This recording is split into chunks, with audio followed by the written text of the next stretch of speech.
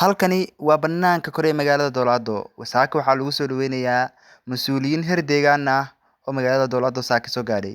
Mas'uuliyiintan sarsare oo heer deegaan ah oo saaka magaalada Dowlado lagu soo dhaweynaya ayay shacabka magaalada ugu hortageen banaanka kore ee magaalada iyagoo ku soo dhaweynaya calamo iyo caleemo qoyan. Shacabka magaalada Dowlado oo aad iyo aad u tiro badnaa ayaa saaka banaanka kore uga hortagay mas'uuliyiinta heer deegaan oo magaalada Dowlado soo gaadhay. Mas'uuliyiintan ayaa socodkoodu wuxuu yahay inay xarag jaraan ismaamul magaaleedka Dowlado oo maalinta berri ah si dhammaystiran loo xarag jari doono. Maamulka magaalada Dowlado ayaa noqonaya mid ka mid ah maamul magaalooyinka ka jira dowlad deegaanka Soomaalida.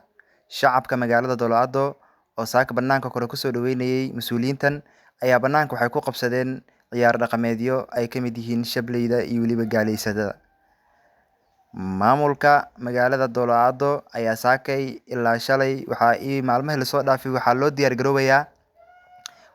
garoobay xarag jarka iyo weliba daahfurka maamul magaalada Dowlado. Mas'uuliyiintan oo heer deegaan ah ayaa sidoo kale magaalada saaka lagu soo dhaweeyay. Waa saaxiibkiin Xuseen Indhe oo leh